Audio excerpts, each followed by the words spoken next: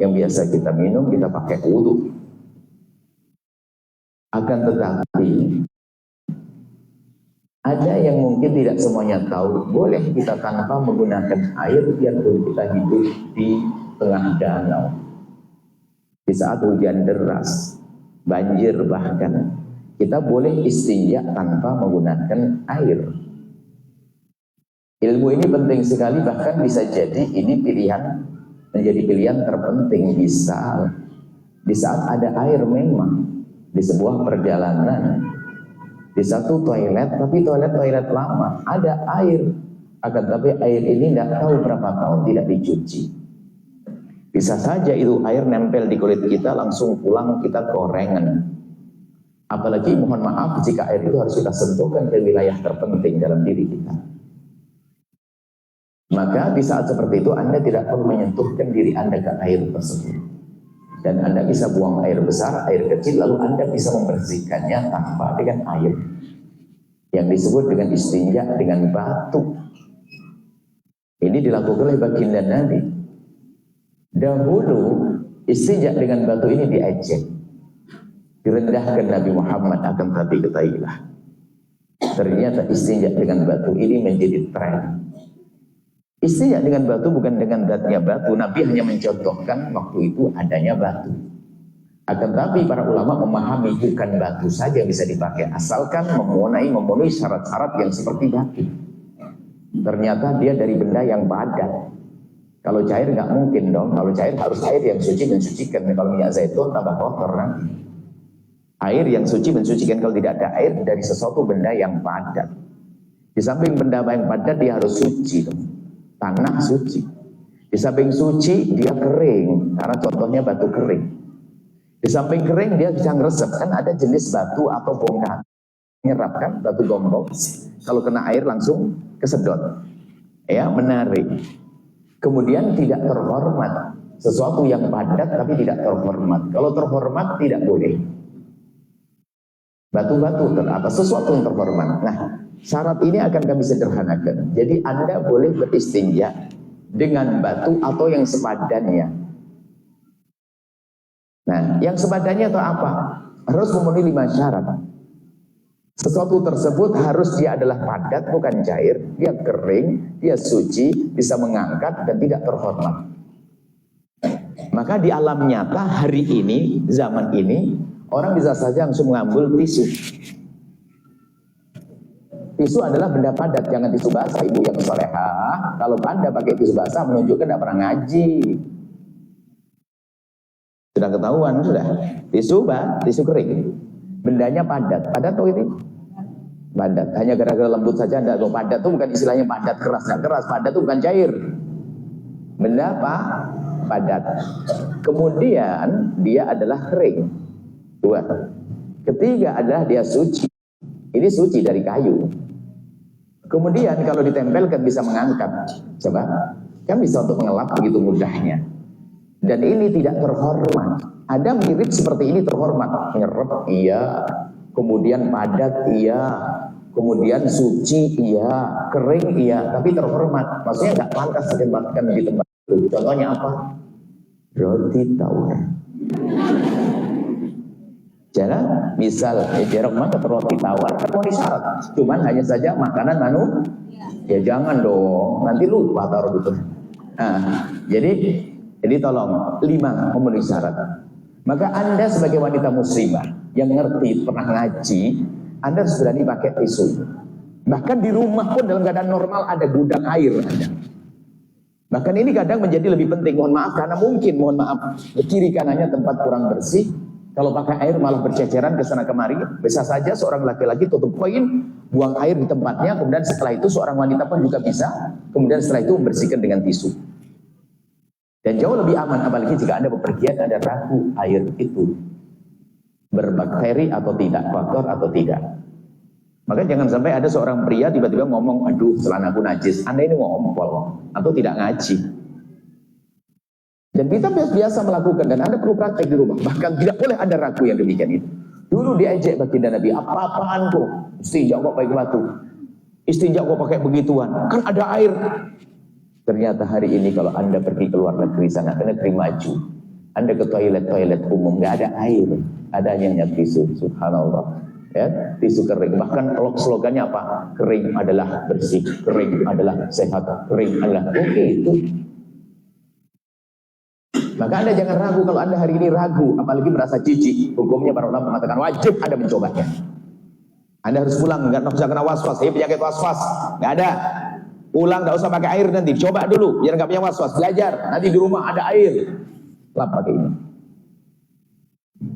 Ini ilmu. Ngaji yang benar, jangan tidur, jangan main handphone juga, nanti tidak paham. Serius ini. Nah, caranya sederhana. Minimal 3 potong. Minimal 3 potong. Ya. 3 potong, ya. Kalau kurang dari 3 potong tidak sah dalam mazhab Imam Syafi'i. 3 potong, terserah potongan gede, kecil, yang penting bisa meliputi semuanya. Ya. Misalnya 1 potong gede, bersih, nggak cukup, harus 3 potong. Ada?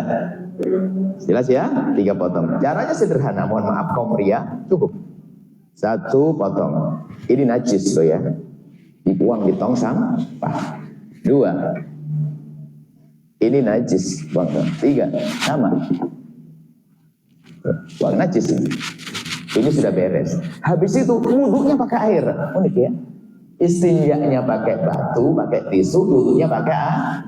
Tenang saja, nggak usah ragu. Sama. Itu kalau laki-laki duduk belakang juga sama. Ini anggap saja belum dipakai, jangan mubazir. Jangan yang tadi udah buang. Yang lubang belakang sama. 1 dilap dengan rata. Tentu ini kotor. 2, najis juga. 3, kalau ternyata masih ada warnanya, ditambah yang keempat. Setelah bersih keempat, genapi 5 agar ganjil sunnah. Tapi minimal berapa tadi? 3. Selesai. Ini Anda harus mencoba. Nasib Anda di negeri tropis memang begitu. Sebenarnya Cianjur masuk. Kalau orang di negeri dingin sana, Anda tidak pernah mengalami musim dingin. Musim dingin sangat berarti ilmu ini. Semuanya pengen punya ilmu ini. Jadi kalau buang air kecil langsung pakai tisu. Nggak usah berurusan dengan air. Buang air kecil pakai tisu, selesai. Paling tidak di kocek Anda, di tas Anda harus ada tisu kecil itu. Supaya Anda tidak, dan ini Anda harus yakini, ini adalah pendidikan. Anda tidak usah bingung kena air, mohon maaf, kadang-kadang kita menemukan di di satu tempat transit atau mampir gitu, kolam memang ada airnya, tapi airnya Masya Allah, itu berapa macam tangan yang masuk. Ada kudis, ada koreng, ada ini, macam-macam. Dan seterusnya. Baik, ini adalah istinja dengan batu. Nah, ini gambarannya seperti itu. Kalau syaratnya harus terpenuhi 3 syarat. Syarat berkenaan dengan alatnya yang digunakan untuk bersuci tadi, untuk membersihkan tadi, ada 5 syaratnya. Sudah tahu tadi, adalah harus padat dia, dan suci dia, menyedot, ngeresep. Makanya biarpun padat, nggak ngeresep nggak bisa. Contoh apa? Gelas, beling, kelereng, bola plastik, nggak bisa begitu, karena nggak nyerap. Tapi kalau bata merah, boleh, bongkahan bata merah kan boleh, atau sesuatu yang resep pokoknya. Memenuhi 4-5 syarat, Anda paham sudah, nggak usah pusing, nggak usah kebayang tisunya saja, pokoknya di mana saja menemukan itu. Suci, yang najis nggak boleh. Ada apa? Wah, ini kotoran sapi membatu, nggak bisa, nggak boleh, harus suci. Seperti itu ya, jelas ya. 5 sudah. Kemudian syarat berkenaan dengan caranya. Caranya adalah pertama harus 3 potong. 3 potong, kurang dari 3 nggak boleh. Setelah 3 potong, 1, 2, 3. Kemudian harus bersih di sini. Bersihnya pun mohon maaf para ulama jelaskan. Bersihnya cukup dikira-kira. Tidak perlu mohon maaf, naudzubillah, dilihat dengan apalagi sampai dicium. Makruh mencium itu. Jorok lagi. Dipoto tidak jadi menantu, malu ke dia. Nggak makruh, makanya jangan orang mencium bekas. Kalau orang habis mohon maaf istinja, makruh mencium tangannya. Di samping tidak etis, tidak cantik, makruh. Bahkan dianjurkan untuk pakai sabun atau menyentuh tanah. Ya, kalau ada aroma, pasti dia akan teralihkan aromanya aroma tanah atau sabun. Jadi nggak dianjurkan. Jadi banyak pembahasan fikih itu hanya mengira-ngira, prakteknya nggak ada. Contohnya ya bab najis. Najis itu kan ada tanda sifat-sifat najis. Ada warna terlihat, ada bau tercium. Ada namanya rasa. Sampai hari ini nggak dianjurkan untuk jilat najis, nggak ada. Mulai kapan itu? Itu hanya cerita dalam pembahasan fikih saja. Jilat nggak ada begitu. Dikira-kira saja, ya. Termasuk begini, nggak perlu Anda mencium dan sebagainya, nggak perlu. Makruh. Baik. Kemudian syarat berkenaan dengan apa? Caranya ada dua ya, 3 potong, yang kedua bersih. Kemudian yang ketiga syarat berkenaan tempat yang dibersihkannya. Syarat yang pertama, tempat itu belum kering. Dia maksud belum kering itu Anda bersegera habis buang air langsung dibersihkan. Memang pakai lihat-lihat jadi kira-kira kalau habis buang air normal, setelah itu masih. Maksudnya gini loh Ibu, habis buang air gak usah jalan-jalan ke pasar dulu, dibersihin dulu. Itu loh, ya, jadi yang bahasanya kok susah kadang-kadang. Keringnya gimana sih? Sudah kan banyak ngomong. Pokoknya langsung saja, nggak usah masak dulu nanti enggak. Habis buang air langsung dibersihkan, selesai. Menyederhanakan pemahaman. Baik, kemudian pertama apa? Sebelum kering, yang kedua masih di wilayahnya. Wilayah yang mohon kalau lubang belakang ya di kiri kanannya atau sesuatu yang menutupinya, dari lipatan yang menutupinya. Tapi kalau buang air besar, kemudian najisnya pindah ke lutut, nggak bisa lagi. Apalagi ke jidat. Ya harus di wilayah situ saja. Kalau sampai kemana-mana, ke paha, juga nggak bisa lagi. Hanya normal masih di wilayah tersebut. Wanita pun juga sama, di wilayah tersebut, di kiri kanannya, ya sebelum sampai kemana-mana ke selangkangan dan sebagainya. Itu adalah cara bersihkannya. Selesai. Kemudian ada sebagian nambah, belum kemasukan yang lainnya, maksudnya belum kepercikan air. Kalau kepercikan air malah najis tambah. Kepercikan air berarti air telah masuk ke dalamnya, karena air tidak mensucikan waktu air kepercik ke dalamnya, kecuali air yang kita guyurkan mensucikannya. Percik air berarti ada 3. Pertama, sebelum kering tempatnya, belum mana tidak kemasukan sesuatu, tidak ketempelan sesuatu. Jadi kalau di kumpulan berapa? 5 tambah 2 berapa? 7 tambah 3 berapa? 10. Lebih daripada di kitab ini. Coba di kitab ini hanya ada berapa? Coba surut ijza'il hajar, syarat diperkenankannya kita istinja dengan batu atau yang sebadannya. Ada surut ijza'il hajari tamaniyatun, ada 8 katanya. Oh, Anda dapat bonus tadi sudah. Di sini cuma adalah 8. Nah, bonusnya itu harus, bukan bonus mainan tadi. Makanya sudah cukup Anda menghafal. Yang tadi 10 tadi, ini tambahnya. Yang kami sebutkan ada, yang disebutkan di kitab ini ada di dalam yang kita bahas tadi. Bahkan yang kita bahas ada tambahannya. Contoh apa? Ayakuna bithalatati ahjarin, ada 3 batu. Berarti 3 batu ini syarat berkenaan dengan apa? Cara. 3 batu. Wa yunqa al-mahallu atau ayunqiya al-mahallu. Ayunqa al-mahallu. Yunqa dibersihkan, disucikan tempatnya. Maksudnya sampai bersih tadi. Ini berkenaan dengan syarat tempat. Tempatnya yang dibersihkan apa? Bersihkan dengan cara. Caranya 3 batu dan harus bersih. Kemudian wa alayjifan najisu, sebelum keringnya najis. Ini berkenaan dengan tempat yang dibersihkan. Cuman urutannya acak begitu. Kalau ingin menghafal tadi, memang kita waktu mengajar fikih itu kita ingin bagaimana kita menyusun kembali pembahasan fikih. Kalau keluar dari majelis langsung hafal. Kalau ini kan lompat sana, lompat sini. Karena orang dulu itu kalau ngarang nggak pakai buku. Kalau ngarang buku itu dikte, hebat orang dulu. Jadi duduk begini, Ustadz ngajar, kemudian muridnya yang mencatat. Kebanyakan begitu orang dulu. Makanya ini kita rapikan susunannya biar mudah dihafal saja tadi. Ini dibaca saja. Hafalannya tadi. Allah wa Allah yang takilas belum pindah. Kalau sudah pindah ke tempat lain, tidak bijidat itu, ya nggak boleh ke paha, belepotan, ya nggak boleh, nggak bisa lagi. Walayatra alaihi akharu, tidak kemasukan suatu yang lainnya.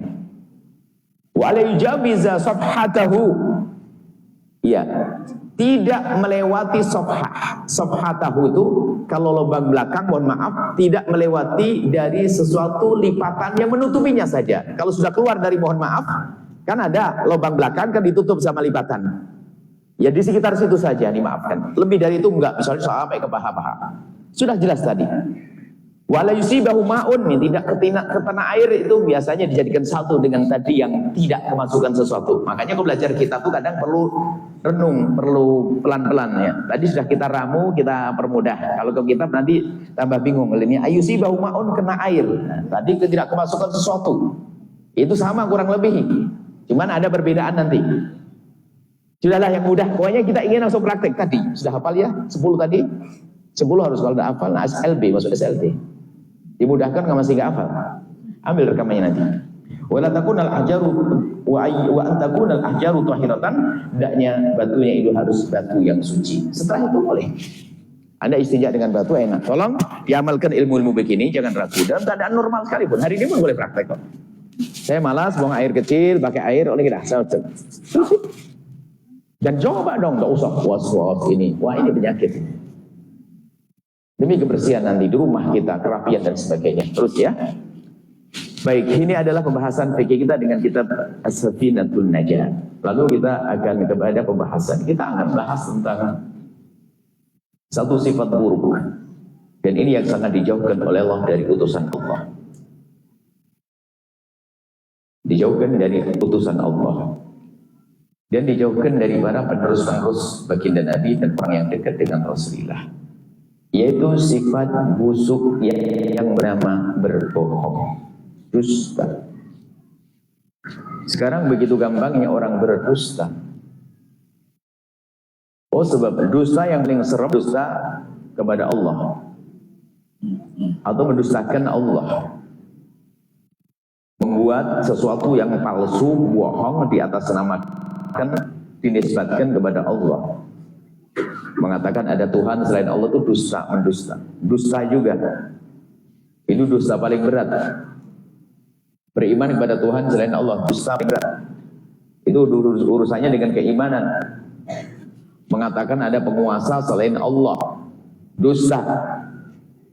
Baik, kita tidak bahas masalah itu masalah keimanan. Udah ada dusta atas nama Nabi. Nah, ini biasanya terjadi, ini masih mungkin. Dusta atas nama Nabi. Pembohong dia. Pembohong, dusta atas nama Nabi. Ya biasanya ini orang ngarang-ngarang hadis, berbohong.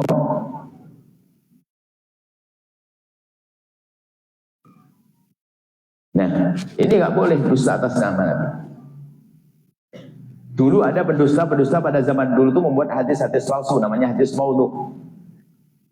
Kadang tujuannya baik, tapi kalau dengan berdosa tidak diterima, tujuannya baik. Dulu ada orang ahli Quran dia. Pada zaman dulu, ahli Quran. Akan tapi melihat bahwasanya orang kok pada meninggalkan Al-Quran, gimana nih?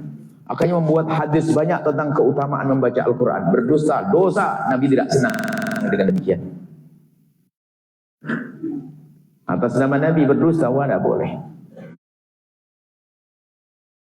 Rasulullah. Makanya membawa hadis palsu dosa, nggak boleh. Kalau tahu kita. Ya, termasuk kita melihat satu orang membuat sholawat. Sholawat, subhanallah. Coba Anda cek. Kalau Anda mendapatkan sholawat disebar, bisa saja itu mengukir. Kalau penyusun sholawatnya nggak mungkin mengatakan begitu. Kecuali dia sendiri mengasihkan. Cuman herannya, itu yang mengasihkan yang bersangkutan. Dia menyusun sholawat. Menyusun sholawat. Di bawahnya ditulis Nabi Muhammad berpesan, kalau membaca ini 100 kali, maka akan mendapatkan begini-gini. Oh, ini dusta, bohong. Mau sholat buat dia, bagaimana Nabi mengatakan? Kalau dikejar mungkin bermimpi. Kalau mimpi sebut saya mimpi gitu, jangan diam-diam nggak ngomong mimpi. Kalau misalnya, jangan diekspos nanti dia mimpi, jangan ngomong gitu. Misal, ini bahaya dusta ngaku Nabi ini kan, ngaku mimpi Nabi ini penyakitnya orang yang ingin jadi wali-wali palsu itu. Bisa jangan ini. Saya misal ya. Misal dipotong nanti saya mimpi ketemu Rasulullah, ini potong banget, enak banget ini. Misal saya mimpi ketemu Rasulullah, kemudian saya berpesan, Nabi berpesan pada saya. Lalu nggak mau saya ngomongin, Rasulullah berpesan kepada Rasulullah berpesan bahwa kalian harus begini. Kok nggak saya tambah mimpi, saya dusta. Hati-hati. Nah, biasanya juga dusta atas nama agama. Saya mulai dari sini dulu. Ustaz, kurang bekal ya, jarang belajar, banyak ceramah, akhirnya modalnya modal berdusta. Hanya ingin biar menarik, Biar tersentuh hatinya jamaah, terenyuh. Wah ini penjahat juga, halus nih, pendusta. Imam Ghazali menyebutkan gitu. Buat juru dakwah, dia lebih senang dengan cerita-cerita yang menggiurkan, tidak dicek kembali apakah ini salah atau tidak salah. Dan dalam berjalan dakwah kita membawa tapi tidak sengaja, setelah itu kita tolak. Tapi dengan sengaja hati-hati, dia tahu itu dosa, nggak benar, tapi masih dibawa pendusta dia. Membawa kisah-kisah palsu tentang, apalagi dinisbatkan pada Nabi SAW. Cerita palsu itu berbeda dengan cerita fiksi ya. Tolong, kalau fiksi memang dia ingin membuat satu orang tahu kalau itu adalah khayal, cuman daya khayalnya tinggi, bukan berdusta dia.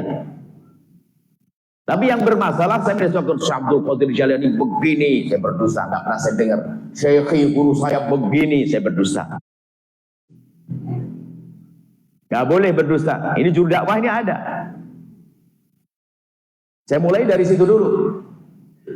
Karena banyak ustadz-ustadz kan penceramah, hati-hati jangan berdusta. Bahkan mempertahankan, dia tahu kebenaran tidak bersama dia. Dia membela kebatilan dengan dosa. Ada model ustadz seperti itu, hati-hati. Membela kebatilan dengan berdusta. Ini ranking tinggi juga. Membawa hadis palsu, pokoknya biasanya penceramah itu kalau kurang bahan, apalagi penceramah yang ngambil cara tertentu, misalnya dia senang membuat, termasuk disebutkan para ulama adalah membuat orang tertawa. Membuat orang tertawa itu kehabisan bekal berbohong. Kalau penceramah sampai main-main, nanti malaikat dibikin main-main, ya enggak? Ada katanya malaikat salah nanyain, gara-gara orang, ada cerita malaikat dibohongin sama orang mau meninggal dunia.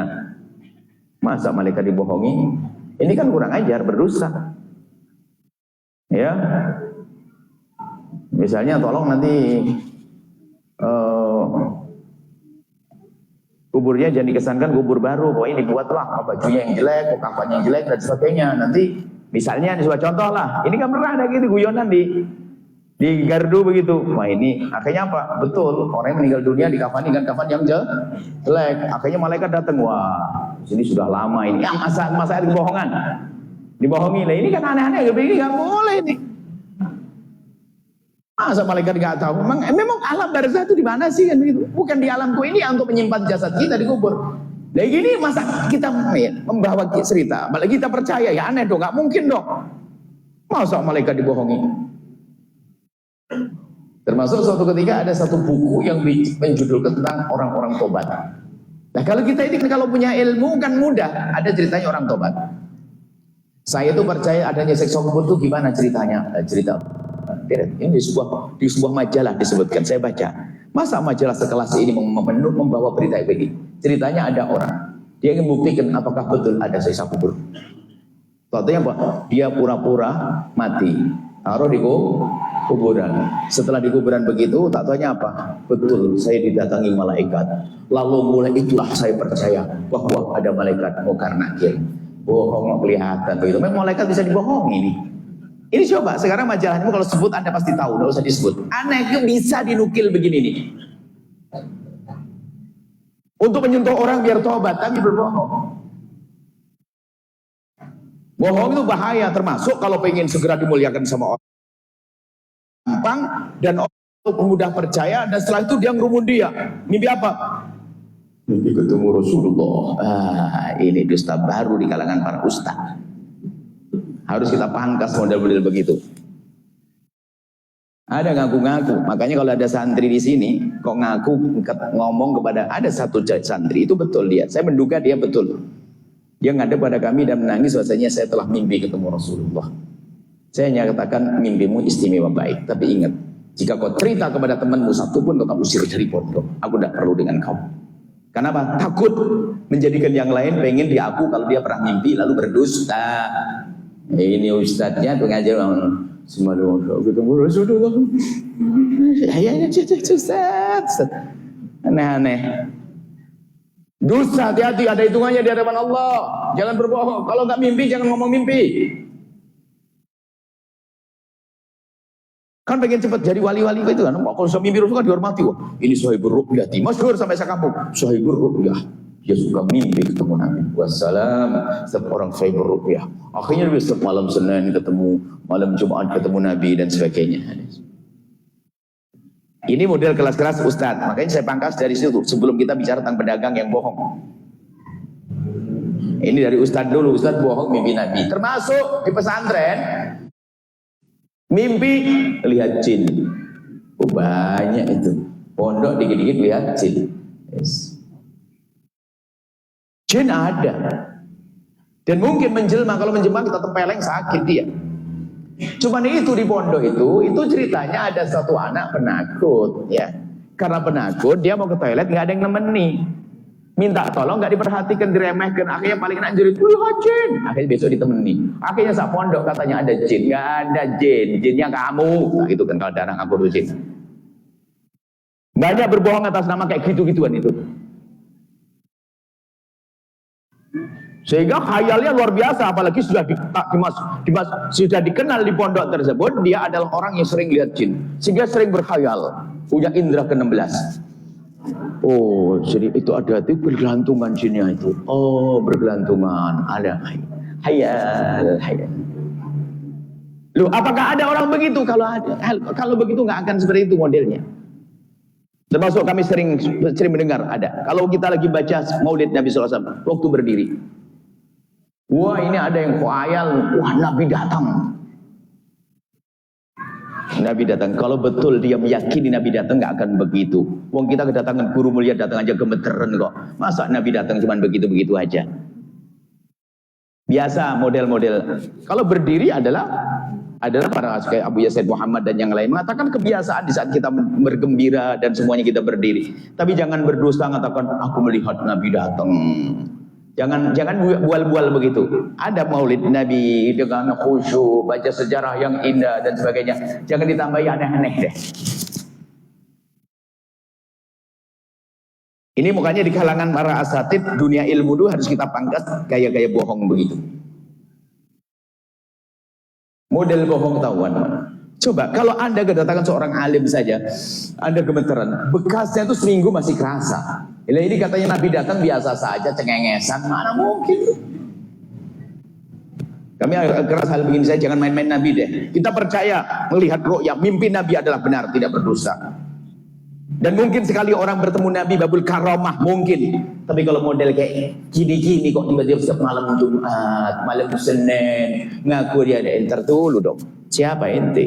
Jangan biasa bohong-bohong begitu deh.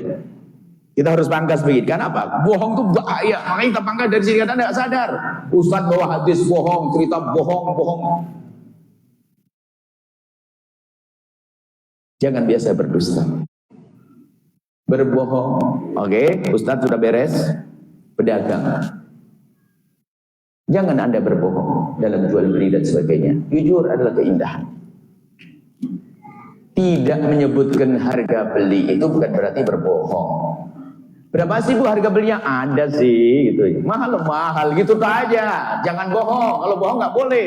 5.000 Anda bilang 10.000. Pokoknya ada deh. Rahasia perusahaan. Ngomong itu aja. Tapi kalau Anda berbohong bermasalah. Jangan biasa berbohong. Bohong nggak boleh. Tidak beritahu bukan bohong. Karena memang ada masalah perdagangan, harus ada rahasia-rahasia kan begitu. Memang harga belinya begitu, tapi ngangkutnya bagaimana? Kan itu. Ngangkutnya berat dan sebagainya, bisa jadi begitu. Maka tidak menyebut boleh. Tapi kalau berbohong, cuman berbohong itu menjadi sebab kebiasaan. Sampai dikatakan dalam satu riwayat ya. Alaikum bisidqi ya, Nabi ngajarkan hendaknya kaum biasakan dengan kejujuran. Fa inna sidqa ya yahdi ila al-birri, kejujuran membawa kepada kebaikan, wal birru yahdi ila al-jannati. Orang jujur akan diantarkan ke surga. Wala yazalu rajulu, senantiasa seseorang itu yataharra sidqa, ada orang terus berusaha bagaimana jujur atau yuktabu indallahi siddiqa, sehingga dia sudah dicap menjadi seorang yang sangat jujur, susah berbohong. Tapi sebaliknya ini, jangan berdusta. Iya, awas dari berdusta. Awas berdusta. Wa innal kizba, karena dusta itu yahdi ilal fujuri, membawa kepada kejahatan.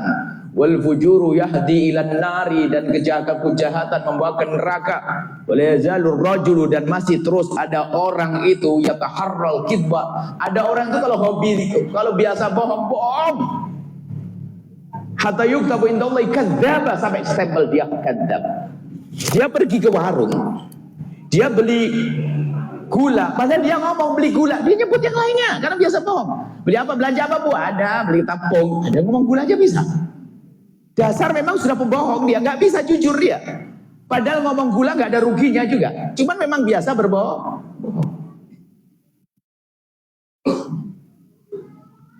Berbohong, naudzubillah. Dalam jual beli berbohong. Berdusta di saat termasuk zaman ini adalah bohong dalam urusan media. Anda menyebarkan dusta atau Anda berdusta.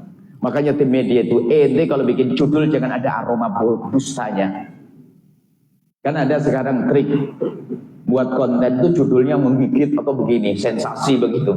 Ada bau bohongnya, enggak, dakwah enggak begitu. Yang jujur, maka sering kita tegur. Jangan berbohong, enggak ada dalam dakwah itu berbohong. Jangan biasa berbohong, mengantarkan ke neraka, dosa, tanda munafik. Orang biasa berbohong ya, di rumah bohong nggak enak, sama anaknya berbohong, ini ya berbohong, biasa berbohong, sehingga dia berbohong. Nggak sadar kan, nak bilang kalau Umi nggak ada, ada di situ bilang Umi nggak ada, ini gimana? Ada telepon bilang Umi nggak ada. Anaknya langsung paham, Umi-nya ngajari bohong, Umi ada di depan kita. Di telepon itu paham nggak? Assalamualaikum, Ibu ada? Bilang Umi nggak ada. Nah gitu kan. Cuman anaknya cerdas. Umi bilang, katanya suruh bilang Umi nggak ada. Habis. Itu baru benar. Baru enak, hebat itu. Jadi biasa begitu, karena kebiasaan berbohong. Di rumah kita akan terjadi kebohongan. Jangan biasa berbohong. Jadi apapun tetap jelek. Jadi ustaz jelek, bohong. Pengurus masjid bohong. Jadi pejabat pemerintah juga bohong. Dusta, naudzubillah, berbohong. Alamat munafik, alamat yang orang munafik adalah biasa berbohong. Lisan sering berbohong, jual beli bohong, ini bohong, semuanya bohong. Ngomongnya bohong. Termasuk cerita mimpi, cerita ini, akhirnya berbohong. Berbohong menceritakan kesalahan orang yang dengan berbohong. Namanya kan bukan fitnah. Berbohong dia. Dia bisa, kalau sudah biasa bohong itu unik, lincah.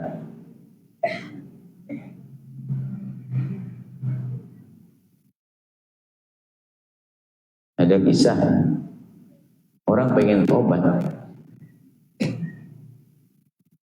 cuman dia sadar kelihatannya. Sebentar biar agak tegang dikit.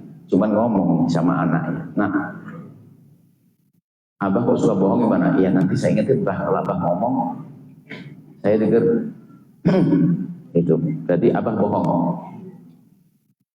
Nah, ya, akhirnya abahnya ada tamu cerita, kemarin ada anak-anak pergi kebun, lihat harimau, ekornya 7 meter. Mana ada ekor 7 meter? Ada 5 meter. Oh bukan, 4 meter. Anaknya pergi lagi. Oh 3 meter. Nah memangnya harimau nggak pakai ekor toh? Maksudnya itu kadang orang bohong itu susah. Kalau tidak bohong bukan dia lagi, naudzubillah. Sehingga ada ada orang mukanya nggak mimpi. Sehari mimpi cerita, aduh semalam aku mimpi gini. Kalau mimpi itu kayak film. Aku ketemu begini, sampai bosan, sampai temennya ngomong, dia lagi dia. Biasa berbohong, hati-hati. Jangan biasa berbohong ya Allah. Jelek, merusak, hina, dan mengajari orang berbohong. Anda pun akhirnya dibohongi. Ternyata yang lebih serem lagi adalah berbohong menghantarkan ke neraka tadi. Ya, jangan biasa berbohong. Bohong dalam ucapan. Kalau Anda ingin berjanji pada seseorang, jangan mengandalkan insya Allah. Kalau Anda pasti, Anda dalam dugaan Anda gak mampu, jangan bilang insya Allah. Anda pasti, Anda katakan belum bisa kayaknya. Sebab insya Allah itu kalimat yang masya Allah paling enak. Insya Allah gak datang maksudnya. Ini kan kurang ajar namanya. Kamu datang ya insya Allah. Kok insya Allah jadikan mainan? Insya Allah itu digunakan setelah Anda dalam kekuatan kesadaran Anda bahwa memang Anda kosong waktunya, Anda akan bisa mengadakan insya Allah, itu baru. Tapi kalau Anda tahu nggak akan bisa kok bilang insya Allah, Anda bohong. Ya, jangan berbohong, jangan biasa berbohong. Tolong jual beli obrolan dengan siapapun biasa bohong. Kalau nggak ngelihat jangan lihat, nggak tahu jangan tahu, sudahlah. Jadi kebiasaan berbohong itu sering. Lah, termasuk sebab bohong lagi ada karena kebencian kepada seseorang. Kalau sudah benci seseorang, kita sering ngarang cerita macam-macam. Dugaan pun sudah kita ucapkan. Oh, dia tuh begini lah ya. Tahu enggak? Dia begini. Ngiri. Orang ngiri. Berbohong dan menfitnah. Ngiri sama tetangganya yang kaya, apa bilang? Korupsi dia. Saya tahu sendiri. Bah, dari mana? Sendiri. Masya Allah. Saya sama kayak dia pejabat. Saya tahu gaji berapa sih. Memangnya orang dapat duit harus dari jabatannya saja. Kan bisa jual ayam, jual tanah kan. Tahu sendiri. Aku pun lebih tinggi dari dia pangkatnya. Tapi pasti korupsi. Oh, mulutnya mencor-mencor. Kalau pejabat. Kalau tetangganya kaya nggak punya jabatan, bingung dia gimana aja. Oh ada, tahu nggak? Punya kerah putih, dul. Saya pernah melihat ada anak kecil duduk di situ, saya melihat benar. Ayah, itu model-model dusta, khianat, fitnah. Dan itu pun juga terjadi kalau sudah hasud di antara para ustadz. Berdusta menjatuhkan yang lainnya. Oh buruk, pokoknya busuk, jelek. Dusta itu busuk, dimiliki oleh siapapun. Ustadz rela berdusta untuk menjatuhkan ustadz lain. Jangan berbohong sudah. Selalu biasakan untuk jujur dan jujur dan jujur. Kalau tidak tahu jangan ngomong tahu.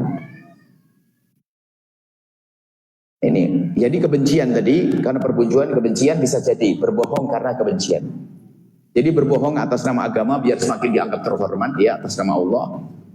Berbohongnya seorang penceramah biar dianggap lebih indah karena dibuat cerita-cerita yang menyentuh ya kan.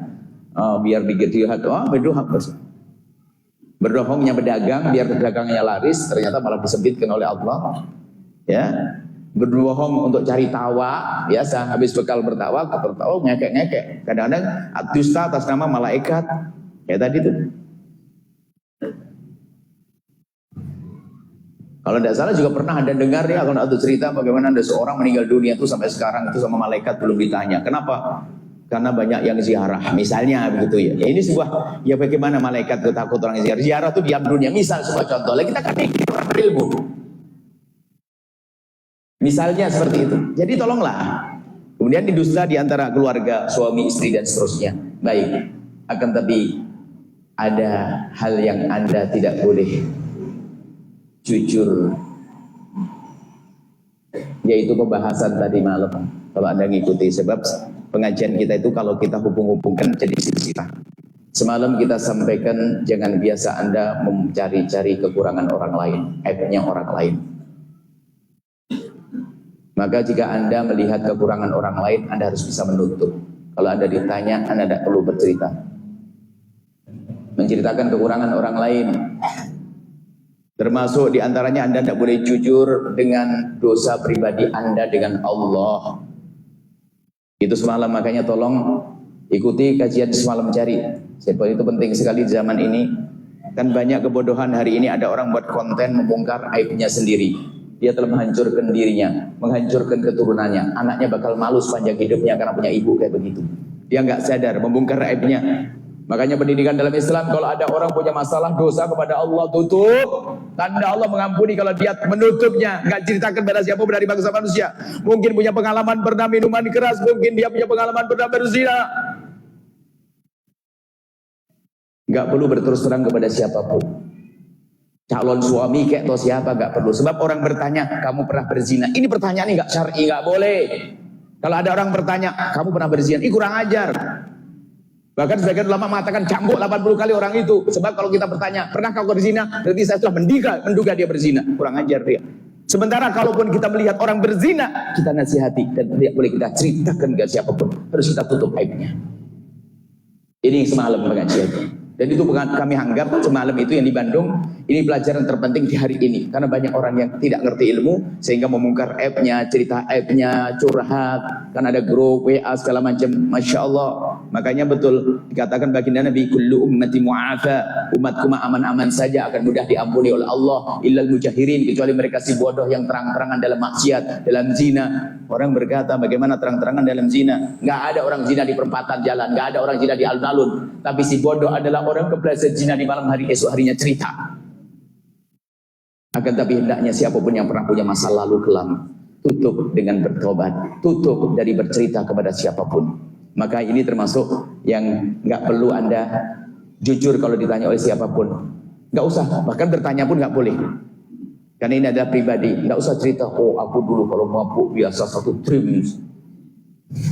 Saya mah hebat. Ngapain cerita? Kalau memang Anda tobat, nyesel, nangis, apalagi kadang urusan zina dan sebagainya. Cukup Allah yang tahu. Allah nangis kepada Allah, jangan bodoh.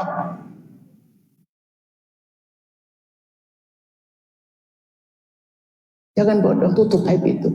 Maka mana pembahasan kejujuran kalau dia bahas di sini, jangan nanti polosan, nanti bablas nih. Wah, cerita ini. Ini kisah seorang perempuan, yaitu jarang ngaji. Suami istri. Semalam saya ceritakan, perlu kami hadirkan, begitulah bahayanya bodoh. Seorang perempuan menikah. Jauh banget meninggal yang menikah. Seorang wanita menikah dengan seorang pria. Prianya itu baik. Sehingga karena pria baik sangat menghormati wanita tersebut. Menyayangi, mencintai, memuliakannya. Rupanya sang wanita ini tersanjung banget. Setelah 6 bulan, 7 bulan menikah itu merasa tersanjung punya suami sangat soleh banget. Karena suaminya sangat soleh, baik, perhatian. Pokoknya Masya Allah, istimewa darah. Akhirnya sang perempuan merasa bersedih, merasa punya bersalah deh. Akhirnya ngomong, abang ini terlalu baik untuk saya. Oh enggak, kamu juga baik kok sayang. Abang ini saya itu enggak pantas untuk abang. Oh enggak, kamu pantas, kamu istri soleha. Setiap kali istri selalu ngomong begitu. Maksudnya itu merayu, merajuk, tapi dia bodoh. Ngomong, aku udah pantas buat abang. Tersanjung sebenarnya dia. Abang sangat baik, abang sangat perhatian. Enggak, kamu baik kok sayang. Aku lihat tahajudmu juga bagus, aku lihat ini bagus. Dia besok lagi ngomong itu, bener abang, sungguh kalau saya pikir-pikir, saya ini kayak dosa banget sama abang. Abang bisa nerima saya, cik kan? Kan kamu istriku, bagaimana kok nerima kan? Bener bang, nerima apa adaku? Iya dong, kamu kan ini kenapa? Kamu kan anak baik, soleha. Baru nangisnya, betul bang, abang bisa nerima saya. Iya saya terima, kamu istri saya. Kamu gimana, saya tidak paham maksudnya. Abang terlalu baik untuk saya. Saya nggak pantas untuk bang, saya dikotor bang, saya jelek bang. Kamu baik soleha sayang, cintaku, kau baik kayak ini. Akhirnya sang istri, iya benar, sambil nangis, betul apa bisa terima saya pada saya.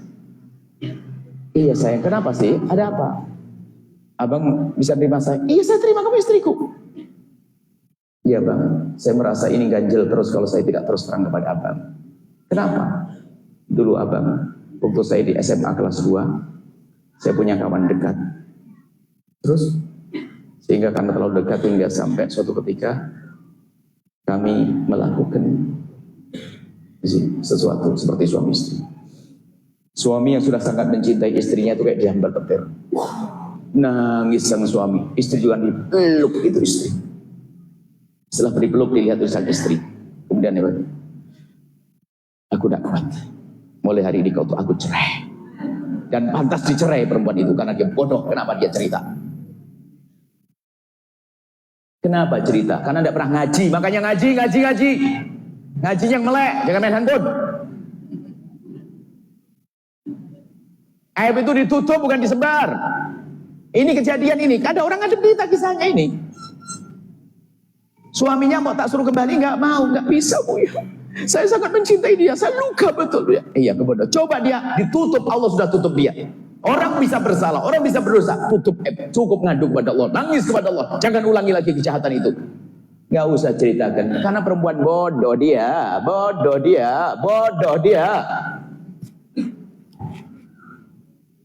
Ada yang mengatakan, Buya nanti kalau saya tidak terus terang, takut nanti tahu dari orang lain. Kalau engkau sudah menutup dirimu, menutup, Allah akan tutup. Orang lain enggak ingat lagi sudah. Jangan khawatir. Biasanya terlalu khawatir, anggap daripada ketahuan orang, mending saya berterus Terang, kebodohan model baru lagi. Makanya permasalahannya satu sebetulnya, jarang ngaji atau pernah ngaji tapi ngaji nggak benar. Ini ada hubungannya dengan tadi. Maka jangan polos-polos. Jangan saya ngomong masalah jujur, pulang rusak, hancur rumah nanti gara-gara begini. Ya bang, aku dulu begini. Aduh. Aib itu perlu ditutup. Aibnya orang lain perlu Anda tutup. Maka jangan bahas. Tolong dengar tadi bang. Jadi Bandung tolong lihat. Itu penting sekali buat Anda. Supaya Anda tidak biasa membuka aibnya orang. Kalau Anda membuka aibnya orang, Allah akan bongkar. Biarpun di rumah sendiri, lihat saja. Anda membongkar aibnya orang, mentetap ma'artahi. Barang siapa membongkar aibnya orang,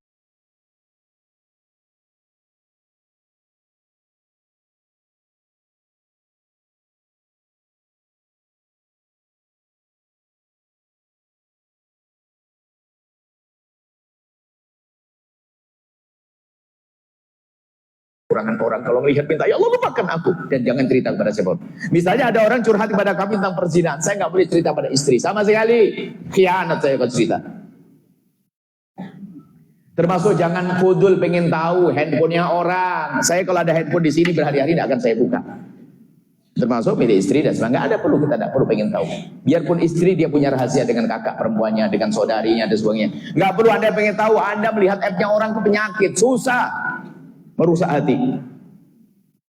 Tapi kadang pengen tahu aibnya orang, celahnya orang itu penyakit. Jadi kalau rumahnya dia ngerti di mana nyimpen aib. Kalau buku-buku, lihat pasti buku agenda, buku apa? Buku mesti lampu harian. Itu yang dilihat. Dasar memang hati busuk. Dia megang HP di hadapannya 2 menit sudah ketemu nih. Tahu semuanya. Rahasianya sudah tahu semuanya. Dasar hati busuk. Kok bangga begitu? Hati-hati. Ini sambungan daripada pengajian tadi malam. Karena banyak hari ini. Karena kami dengar ada yang bertanya, Buya, gimana hukumnya buat konten membuka aibnya sendiri? Kasihan dia. Dia tidak ngaji. Yang hancur bukan dia. Sak cucunya keturunan 100 masih malu. Mbahnya yang itu loh. Konten itu mbahmu dulu. Sementara aib harus ditutup. Kalau sudah ditutup orang mudah taubat. Coba kalau seseorang aibnya dibongkar. Misalnya dia seorang perempuan berzina, tetangganya bongkar aibnya dia.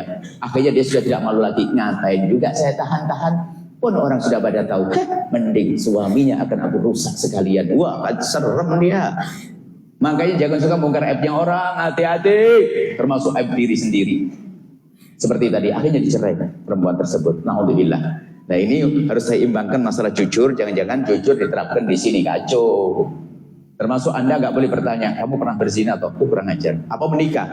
Saya melihat katanya, saya tidak menghargai, sudah diam-diam. Ada satu orang mengatakan begitu. Katanya dia ustaz.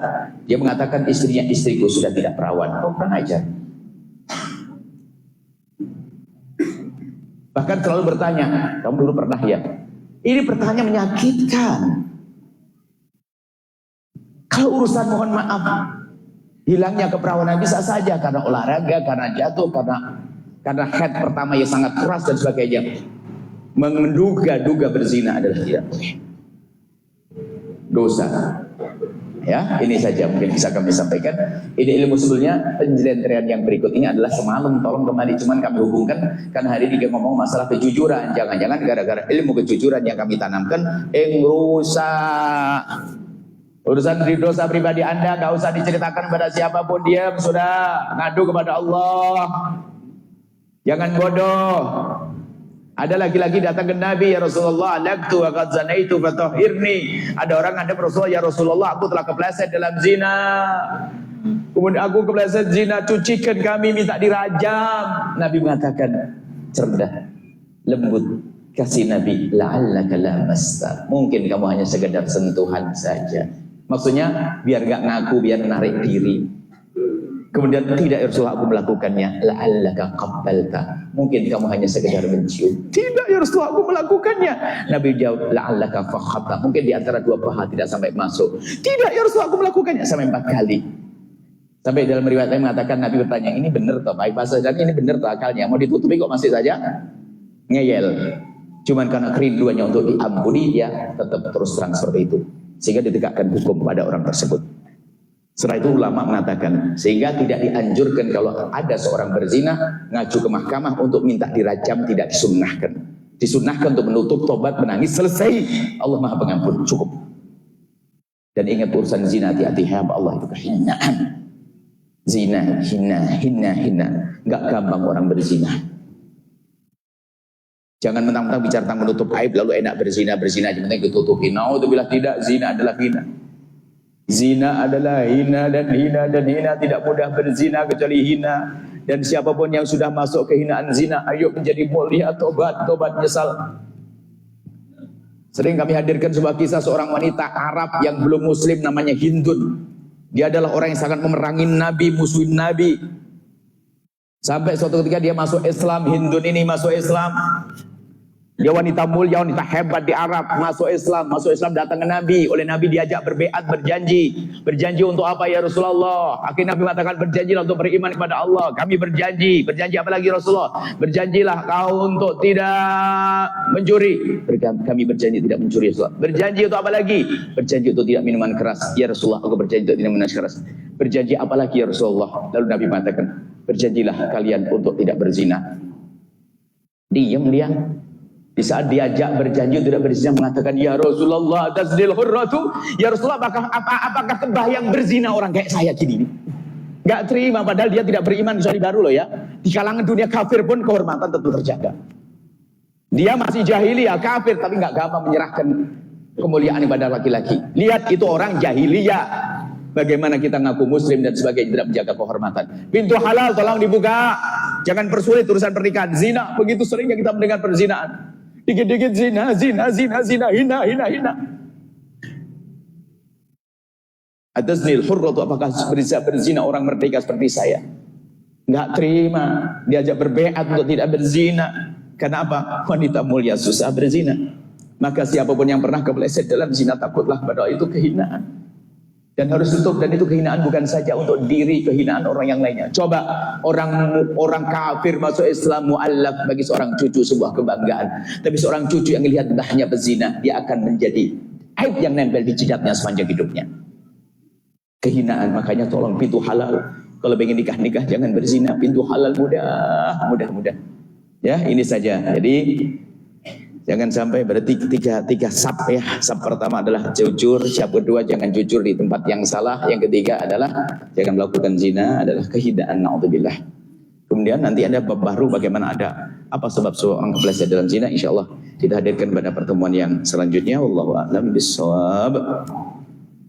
Coba segera menjelaskan tentang kepada guru dan cinta mulia. Semoga yang beliau sampaikan dapat menjadi ilmu yang bermanfaat dan dapat dinamalkan dalam kehidupan kita sehari-hari. Amin ya rabbal alamin. Baiklah jemaah hadirin dan hadirat pemirsa Al-Qadar TV dan terkasih siaran dan mau dimanapun anda berada. Selanjutnya kita memasuki segmen tanya jawab, dan insyaallah kami akan memberikan kesempatan kepada para jemaah laki-laki dan perempuan untuk bertanya langsung kepada guru kita tercinta Buya Yahya dengan satu orang satu pertanyaan, diawali dengan salam dan salawat. Diawali dari jemaah laki-laki, silakan.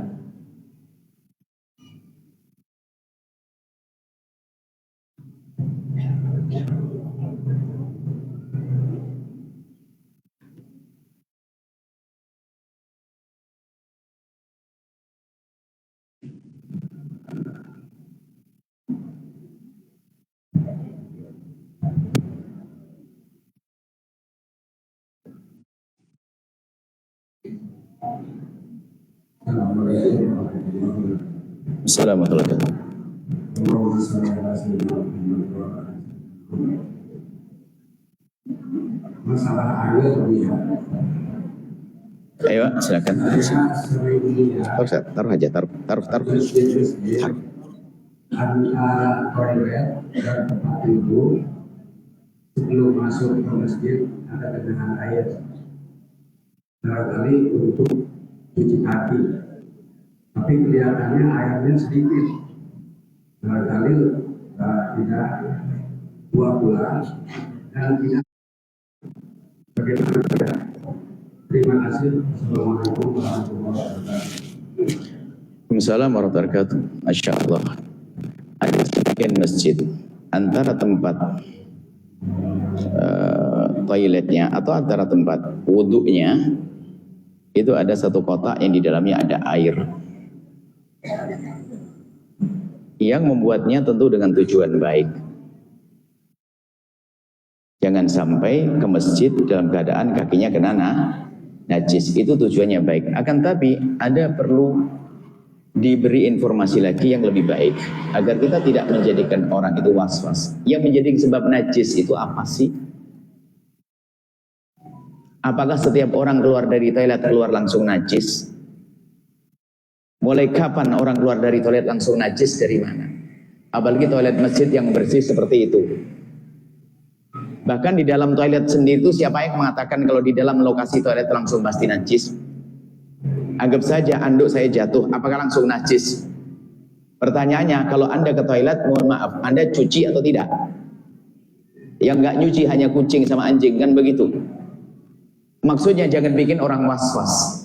Selagi keluar dari toilet, insya Allah dia sudah mencuci kakinya. Sudah, seandainya tidak ada kotak itu pun nggak ada masalah.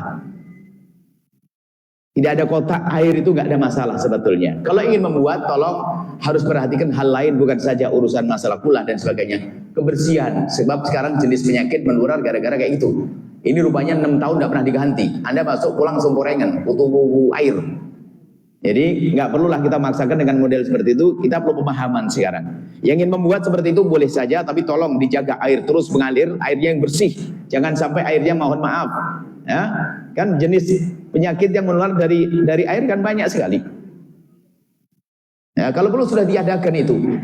Tapi kalau yang masih ada, tidak usah Anda caci, Anda olok, mereka punya tujuan. Nggak boleh biasa ngolok-ngolok. Cuman kami berpemahaman, jangan biasa gampang orang kena was-was. Kalau sudah dari toilet, pasti keluar sudah cuci kaki sudah. Mana yang nggak cuci kaki? Kalau nggak cuci kaki, berarti mungkin cara buang airnya atau kan pakai tisu tadi, nggak sampai kemana-mana. Nggak ada orang buang air tuh kayak anjing sambil lari muter, itu nggak ada. Insya Allah nggak ada. Jadi ini kadang-kadang terlalu berlebihan, kita jadi orang was-was. Sehingga jalannya kayak orang miring-miring begitu. Oh, najis gitu ya. Nggak, najis nggak gampang ya. Jadi boleh membuat seperti itu, tapi tolong kebersihannya.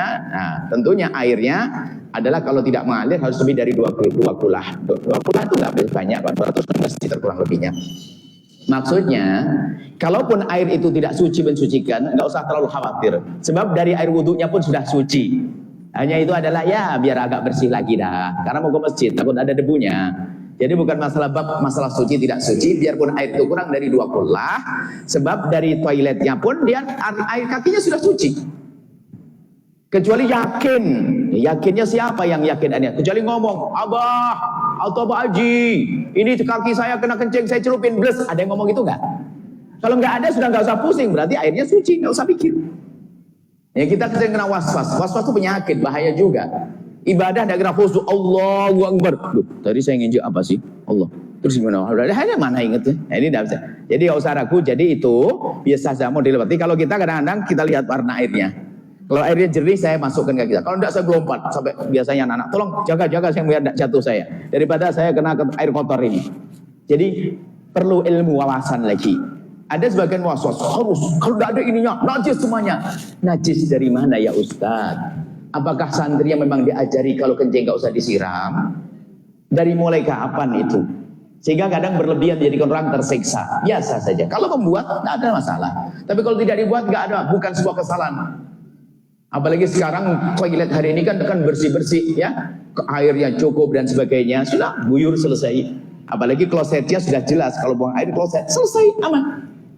Ini seperti itu. Jadi biarpun air itu kurang dari 2 kulah, sebetulnya tidak punya fungsi untuk mensucikan lagi. Karena umumnya orang dari wudhu ya sudah suci. Kan biasanya dari wudhu, kita ngeliat air wudhu, tempat wudhu. Seperti yang di rest area Jawa Tengah itu sama. Jadi tempat wudhu, habis tempat wudhu keluar ke tempat ini, kan sudah wudhu kita. Berarti kalau sudah wudhu kan sudah suci. Kenapa harus sucikan lagi kakinya? Bisa saja ikut-ikutan, ya sah saja ikut-ikutan. Cuman ya itu, kalau tambah kotor, apalagi bikin orang pas-pas. Ya. Maksud kami apa? Yang buat juga nggak apa-apa, tapi tolong jaga kebersihannya. Cuman masalah urusan najis jangan terlalu fokus ke sana, bikin stres nanti. Orang kena was-was terus. Kurang dari 2 kolah, dia tidak akan menjadi najis kecuali yakin Anda kalau itu kemasukan najis. Misalnya ada anak kencing di situ, ada orang ngomong, kakiku najis masuk di situ. Kalau tidak ada, tidak usah ditanya. Pak, tadi kencingnya gasor nggak usah. Nah, ini kadang kita berlebihan ya, berfikih yang berlebihan itu ngerepotin orang, nyiksa orang. Selesai ya. Kemudian kalau tidak ada itu, kotak itu juga nggak ada masalah. Karena umumnya toilet untuk apa, mandinya sudah bagus, apalagi keran wudhunya juga Masya Allah, baru biar tenang hati ini. Seperti itu, insya Allah. Jadi ada atau tidak ada. Kenapa saya hadirkan begini? Kadang saling menyalahkan. Yang tidak ada kotaknya, sebagian dia ini masjid apaan? Nggak ada pembasuhnya. Ada marah-marah. Ada nih. Jadi suka khilaf, kita suka ribut sendiri. Ini masjid bagus tapi nggak ada pencuci kakinya. Najis semuanya satu masjid. Ya Ustaz, innalillah. Nggak usah begitulah Ustaz. Tapi kayak yang mengadakan begitu ya kita hormati, kita hargai atas dasar ilmunya kok. Karena mungkin banyak anak kecil yang nggak benar dan sebagainya. Tanah itu suci, seandainya ada orang dari tanah nggak pakai sandal naik ke masjid, nggak ada masalah. Cuma dia kurang ajar, kotor masjidnya, tapi nggak najis masjidnya. Tanah suci. Tanah itu suci. Ini saja insya Allah urusan masalah kotak ini supaya tidak jadi khilaf ya. Anda kalau melihat ada kotak, lihat Anda bersih, Anda masukkan nggak apa-apa. Kalau nggak masukkan Anda lepas. Biasanya saya lewat pinggir-pinggirnya begitu. Biar nggak kena, jangan-jangan pulang gorengan kan itu ya. Insya Allah. Semoga Allah menjaga kesehatan lahir batin kita semuanya bersih. Insya Allah lahir batin, insya Allah selamat dunia akhirat. Allah alam bisawab. Di sini ada enggak? Di Pondok ada kotaknya enggak? Ada kotaknya enggak? Hah? Nggak ada.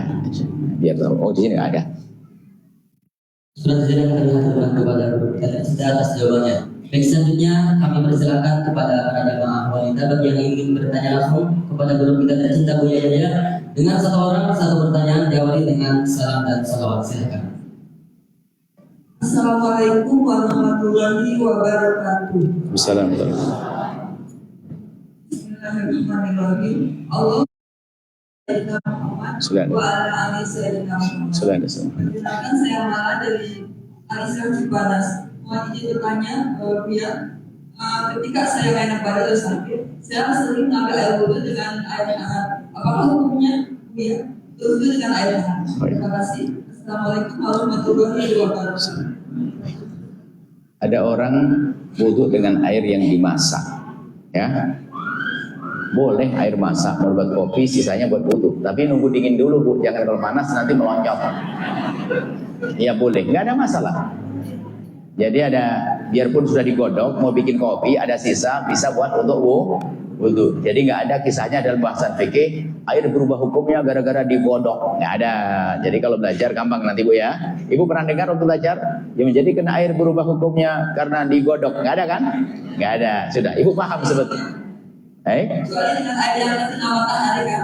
Nggak boleh juga wudhu dari mana Ibu? Ya, apa kena matahari? Boleh kena matahari pakai.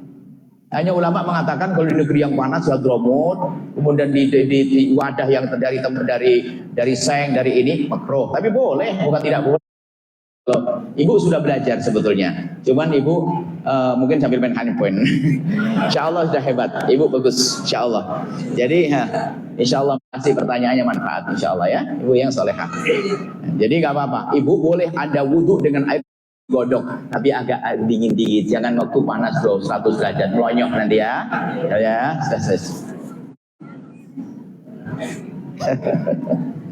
Baik, Insya Allah. Kalau kena matahari di Indonesia nggak ada musammas makruh tuh nggak ada. Negeri Indonesia apalagi di daerah Cianjur mana ada panas di sini, nggak ada makruh belas di sini. Atau toren panas di Cianjur nggak? Bukan negeri panas, toren ada pasti gua dari nggak ada makruh. Wudhu, yang repot nggak sholat tuh. Baik. Ayo silakan. Ada lagi masih diizinkan sesuai pembawa acaranya. Baik, selanjutnya kembali lagi kami memberikan kesempatan kepada para jamaah laki-laki untuk bertanya dengan satu pertanyaan, jawab dengan salam dan salawat.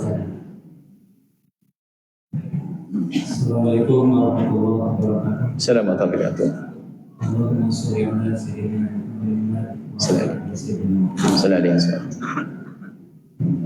Alhamdulillah, nama saya Muhammad Firmansyah dari Cianjur. Izin bertanya, saya memiliki buka yang urusnya seharusnya beberapa hari lalu meninggalnya. Surga. Nah, yang saya tanyakan, yang pertama, bagaimana cara memperlakukan barang peninggalan batu seperti batu dan pakaian, foto-foto dan videonya. Kadang ketika dilihat sedih, tapi kalau kasihkan nggak beda karena dengan yang pertama bagaimana cara memperhatikan kenikmatan. Yang kedua, apakah benar Buya ketika anak yang belum balik meninggal dunia nanti akan membimbing atau menjemput orang tuanya di surga Allah Subhanahu wa taala. Baik. Terima kasih. Assalamualaikum warahmatullahi wabarakatuh. Assalamualaikum. Kami mulai dari yang kedua. Betul, jadi anak yang meninggal dunia sebelum dia tidak ada dosa, tempatnya di surga, dan dia akan disiapkan oleh Allah untuk melayani ibunda dan ayahandanya dengan catatan ibunda dan ayahandanya tidak berubah akidah, tidak marah dengan apa yang Allah perlakukan, ridho. Aku ridho, ya Allah, anakku telah kau ambil dan aku akan tetap jaga keimananku. Mati dalam keadaan iman, nanti dia akan mendapatkan kemuliaan. Ditunggu oleh anaknya di surga, insya Allah. Jadi anak yang meninggal sebelum balik gak ada dosa dia. Surga tempatnya, ya. Sedih tentu, tapi di sisi lain, ya beruntung dia, mulia dia. Di dunia itu adalah umur 1,5 tahun dengan yang 70 tahun itu hari ini saja kerasa beda. Nanti kalau menurut sejarah nanti nggak ada beda, sama-sama sudah berlalu kan? Ya sama-sama berlalu. Orang 1 tahun sampai 70 tahun hidupnya masuk surga. Kisahnya dengan anak-anaknya yang 1,5 tahun sama kisahnya, sama-sama ahli surga. Jadi hanya saat ini merasa 1,5 tahun belum ini, tapi ingin dia surga. Belum kemudian samping dia adalah akan menjadi ahli surga. Sebetulnya yang demikian itu adalah pembuka pintu surga yang digambarkan. Kalau ada orang tua meninggal dunia anaknya, kemudian kok dia dengan penuh kerelaan, sebetulnya dia telah digambarkan seperti dibukakan pintu surga. Maksudnya sudah dekat kepada surga dengan meningkatkan kualitas kesabarannya. Adapun apa yang ditinggalkan oleh sang anak Anda adalah anak, seperti Anda adalah ayahnya, maka Anda mewarisi. Jadi barangnya itu diwarisi. Kalau dia punya harta banyak, mungkin sekali ada orang baru lahir, orang ngasih hadiah 2 miliar, mungkin kan? Jangan dibayangkan hanya baju popok itu saja. Mungkin saja ada orang ini hadiah buat bayi 2 miliar hanya senangnya. Maka dia punya duit 2 miliar, yang mewarisi adalah Anda, istri dan anak yang lainnya. Maka harta yang ditinggalkan adalah warisan. Nah, karena pewarisnya adalah Anda sama istri, mungkin habislah, ayah akan menghabiskan nanti pada akhirnya sama istri. Kemudian setelah itu ya untuk apa? Anda suka-suka. Yang penting jangan mubazir. Kalau misalnya dikasih sama orang bisa bermanfaat, jadi pahala buat Anda.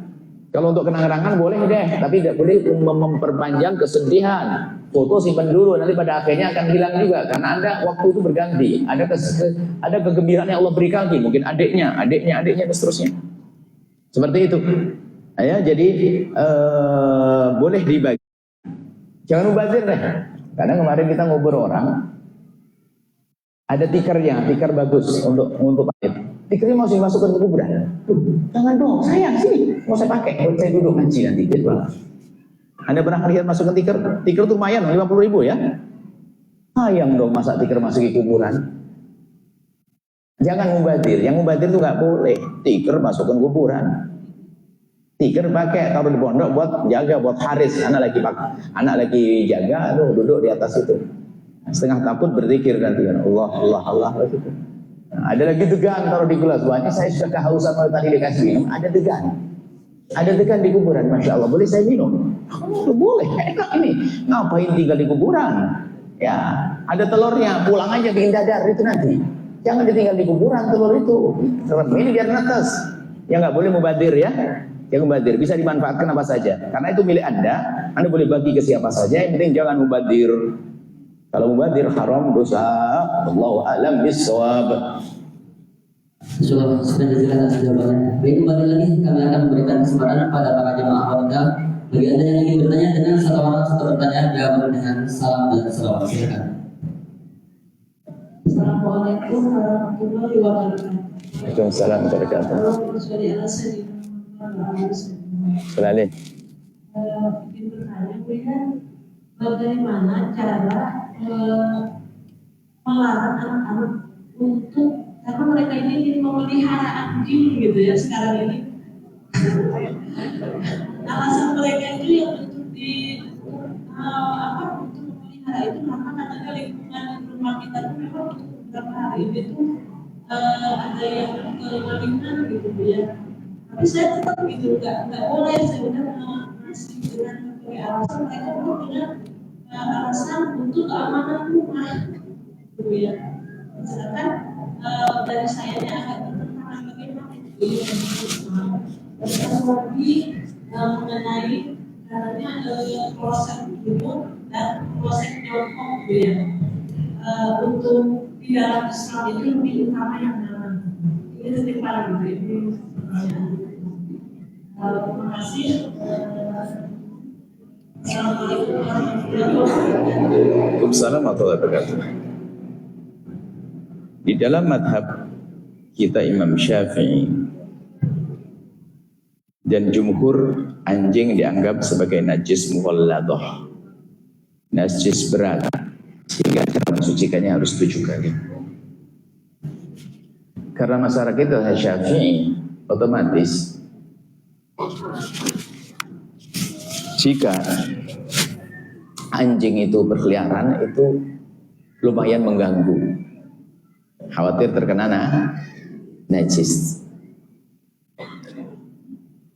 Dan kemudian juga di sisi lain, ini akhlak dulu yang perlu kita perhatikan. Sebab kalau kita hanya bicara tentang boleh memelihara anjing, memang memelihara anjing di saat dibutuhkan untuk misalnya keamanan adalah diperkenankan, tentunya dengan catatan tidak mengganggu orang lain. Lokal begini kan tetangga banyak terganggu. Dan juga di masyarakat kita, masyarakat negeri kita yang madhab Syafi'i itu urusan dengan anjing itu adalah harus berhati-hati. Sebab bebasahannya yang nempel di dia dan sebagainya. Jadi biasanya itu anak-anak begitu mungkin kurang wawasan. Yang paling remeh kita mabati fikih itu pasti nggak akan mau melihara anjing, bahkan mungkin sampai berlebihan setiap anjing lewat dilempari. Kalau usah dilempari nggak boleh kita nyiksa anjing, karena menganggap anjing najis, dipikir najis yang harus kita hancurkan. Oh enggak. Nah ini kalau seandainya anak-anak kita itu belajar, biarpun belajar sedikit ilmu-ilmu begitu, nggak akan mungkin dia mau miaraan anjing. Jadi permasalahannya, mohon maaf ya, kalau itu orang tua kesalahan kita. Mungkin selama ini kita orang didik, selama ini belajarnya di sana, ngajinya di mana. Jangan-jangan dia yang kita biaya sekolah mahal-mahal tapi nggak sekolah agama. Berarti yang salah siapa? Orang tuanya. Mohon orang tua pahamkan. Seandainya betul anak itu ngerti bab fikih, najis saja. An-najasatu huwa apa? Dia najasatu dia apa? Di dalam bab fikih yang ringan, mabadi fikih yang terus. Itu dikatakan najis begini, anjing termasuk disebutkan. Dia mengatakan najis. Cuman di antara mereka ada yang berlebihan menanggapi karena najis maka harus dibunuh. Satu anjing dilempari sampai mati, nggak boleh juga. Biarkan anjing itu biasa saja, jangan dilempari sampai mati itu. Dihajar, dihukum, nggak boleh. Dia nggak punya dosa itu anjing. Cuma ini adalah berlebihan. Jadi ada dua kutub ekstrim, kutub yang nggak ngerti sama sekali, tidak pernah ngaji, atau yang ngaji setengah-setengah sampai kayak begitu. Tapi yang ngaji benerin najis, jangan dipiara, kemudian nggak baik. Kemudian yang lebih penting lagi adalah menjaga tetangga. Jika tetangga Anda terganggu dengan anjing Anda, maka itu Anda diwasiati oleh Jibril untuk menjaga tetangga. Nah kemudian jika masalah keamanan nilai cerita, jika betul-betul keamanan dan memang sejauh apa sih, seperti apa sih kelas kerusuhan yang ada di kampung itu. Nah jangan dikit-dikit langsung anjing. Jadi kalau memang untuk keamanan binatang ini sah-sah aja. Tapi kita harus lihat lingkungannya, ke lingkungan muslimin yang madhab Syafi'i dan sebagainya. Bagi mereka anjing cukup mengganggu. Dan anjing itu masya Allah, biarpun sudah kita kaget juga dengar suara angin itu, gonggongan anjing itu juga mengganggu. Sholat pun tidak khusyuk. Jadi kalau masalah boleh di saat ada perlu, memang untuk keamanan yang sungguhnya boleh-boleh saja. Adapun masalah najis itu najis bukan berarti itu anjing harus kita hajar, kita hantam, kita lempar, enggak. Akan tapi kepada siapapun ya, tolong diajari anak-anaknya tentang fikih ini. Jangan sampai mereka miara anjing, gendong-gendong dan seterusnya ya. Apalagi madhabnya madhab Syafi'i. Ini mengganggu yang lainnya. Kalau mengganggu yang lainnya, mengganggu nggak boleh. Tapi ingin kami kembalikan bahwa kita boleh miara anjing untuk hajat keamanan kalau memang betul. Bahkan ada anjing untuk berburu. Anjing mu'allam yang diajar untuk berburu ada. Ada untuk berburu ada, anjing-anjing seperti itu. Baik, jadi tolong jangan berlebihan juga, akan tapi juga jangan salah, jangan ganggu tetangga. Tapi ada kisah gimana hukum miara anjing, ngasih makan anjing. Ngasih makan anjing boleh, ngasih makan anjing, bisa anjing di kelaparan, kok ada anjing di mana kelaparan, nah ngasih makan gak apa-apa kok, bukan harus dibunuh kok. Cuman kalau miara ini kisahnya jadi beda, karena di kiri kanan Anda orang beriman, madhab Syafi'i, yang menganggap anjing najis mughaladah, sehingga merasa terganggu itu semuanya. Seperti itu. Apalagi kalau sudah menjadi tradisi syiar, itu bukan syiarnya orang Islam, maka kalau ada orang punya anjing langsung dianggap negatif. Maka Anda hendaknya menghindari dari itu semuanya, supaya tidak menjadi orang berprasangka buruk kepada Anda. Jadi maslahatnya adalah, karena di masyarakat seperti ini, Anda jangan miara anjing. Seperti itu. Jangan miara anjing. Dan memang kalau masalah keamanan, kadang memang betul. Anjing kalau bilang maling, maling. Tapi suatu ketika ada orang ngomong, Buya, yang jaga anjing lebih aman. Suatu ketika saya nyuruh orang menjaga, rupanya yang jaga calling-callingan dengan maling. Kan kacau. Ini kan repot kadang-kadang seperti ini. Kayaknya kita mau ngomong apa? Jadi seperti kalau miara anjing sebaiknya dihindari. Kalau ada orang miara anjing jangan keras-keras dulu, tujuannya apa? Akan tapi tolong didik anak-anak agar tahu bahasanya itu dalam mazhab Syafi'i adalah najis dan kita harus waspada. Waspadaan kita adalah lebih penting adalah menjaga tetangga agar tidak terganggu. Tetangga jangan terganggu, tetangga jangan terganggu. Wallahu a'lam bishawab. Oh, kloset. Kloset duduk sama kloset jongkok. Memang cara duduk yang diajarkan Nabi adalah karena waktu, mungkin orang berkata waktu itu belum ada kloset tuh. Nah, jadi semuanya dikembalikan kepada kenyamanan orang tersebut. Mohon maaf ada berat badannya yang berlebihan. Kalau jongkok itu bablas. Langsung duduk. Jadi cuman pada dasarnya kalau ada pilihan dan Anda orang normal, Anda sehat, ada pilihan di sampingnya jongkok, di sampingnya duduk, maka Anda pilih yang jongkok. Dan jongkok pun adalah cara yang diajarkan adalah Anda jongkok duduk ya, Anda duduk di tumit kiri. Tumit kiri Anda duduk berdirikan, dan itu adalah posisi yang paling tepat untuk buang air begini.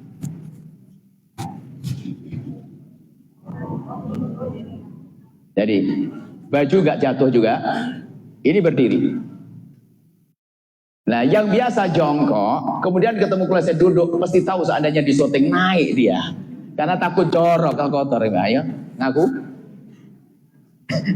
Diinjek sampai kepleset jatuh, guling itu.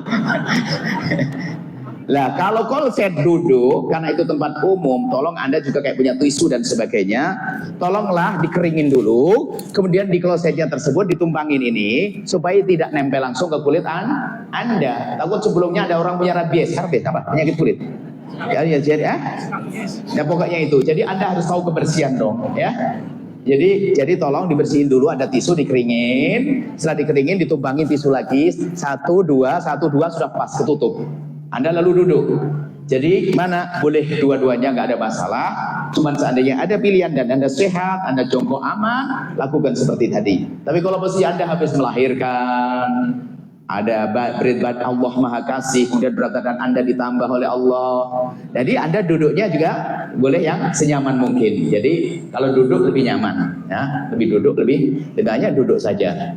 Jangan dipermasalahkan begitu. Yang nggak boleh adalah buang air besar berdiri.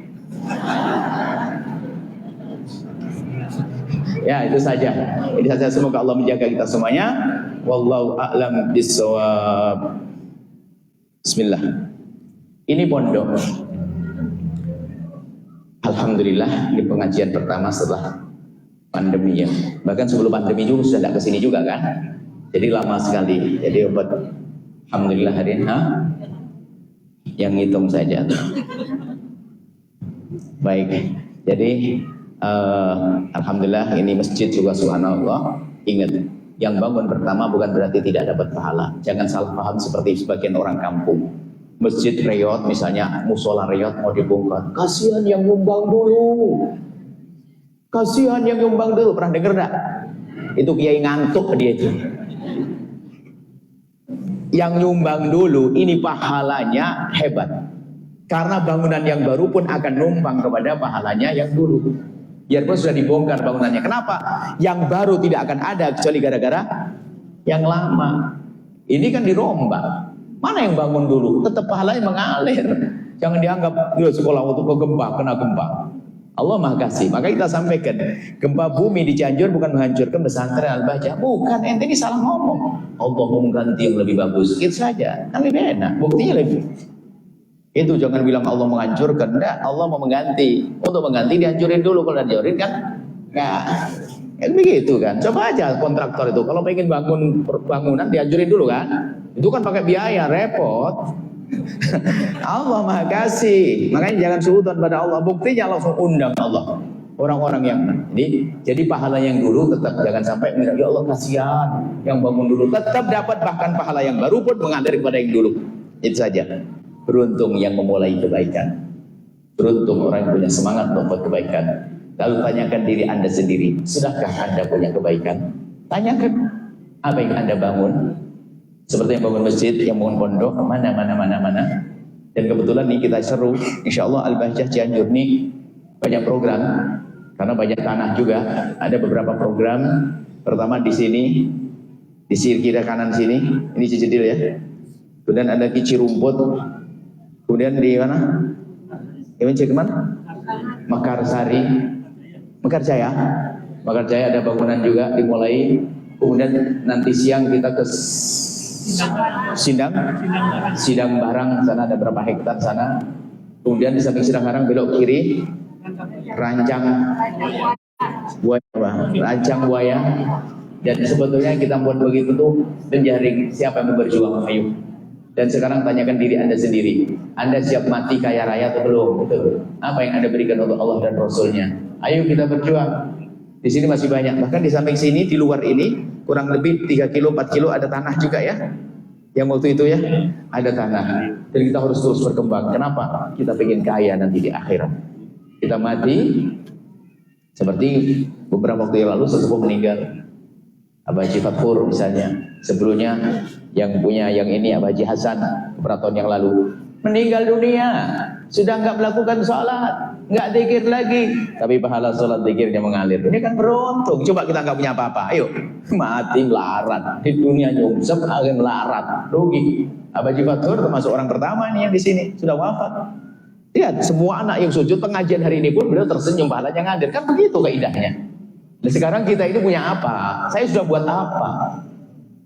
Kemudian program kita ada di Cipanas, banyak di Bogor, di mana? Di Cianjur, insya Allah. Alhamdulillah Allah kirim hamba-hamba terkasihnya yang berkumpul, insya Allah pilihan Allah semuanya, insya Allah. Ini pengumuman informasi kajian rutinan Ustaz Muhammad Nur, pengasuh Al-Bahjah Cianjur. Beliau setiap Sabtu pagi, mulai pukul 7 sampai selesai di Cijedil di sini ya. Kita Riyadhus Shalihin. Kemudian beliau yang isi Ustaz Muhammad Nur. Ustaz Muhammad di mana? Tadi sini. Baik. Tolong hadiri karena itu penting ilmu itu. Makanya kalau ngaji ada ilmunya. Bukan hanya kumpul-kumpul rame toh. Tambah ilmu atau enggak? Kan itu repot. Hanya rame toh nanti dapat tambah ilmu. Kemudian kajian rutin Umi Fairuz Ar-Rahbini setiap hari Rabu pekan ketiga. Kajian yang akan datang 29 Muharram 23 Agustus di sini Al-Bidayah Cirumput di Pondok Putri Cirumput, biar tahu.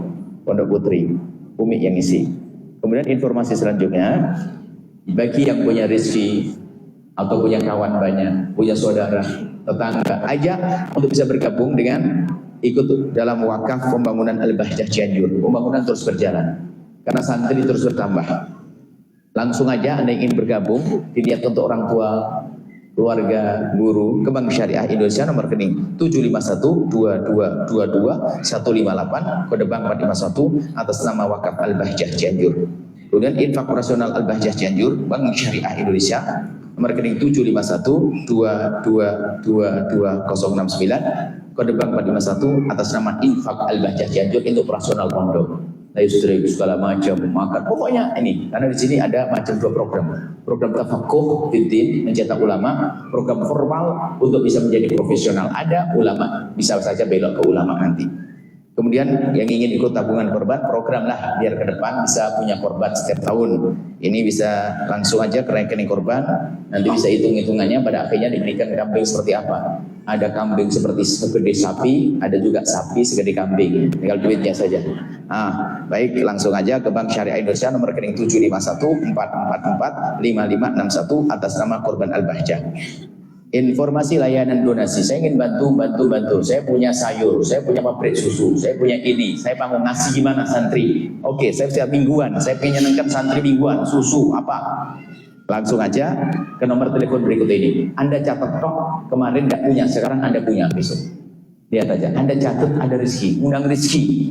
Berarti kalau Anda mencatat, Anda niat. Akhirnya Allah tahu. Allah kan tahu memang. Ini yang mencatat ini, langsung aku kasih duit. Kasih rezeki. Mau nyatet aja males, nyatet aja nggak mau, nggak dikasih oleh Allah sama duit. Nggak dikasih rezeki. Catat. Ini informasi donasi. Kalau tidak bisa mencatat, hafal langsung. 0877 4141 6001 atas nama Habib Abdullah. Kami ulang 0877 4141 6001. Ya, cukup insyaallah. Sampai bertemu insyaallah di bulan yang akan datang insyaallah. Makasih banyak.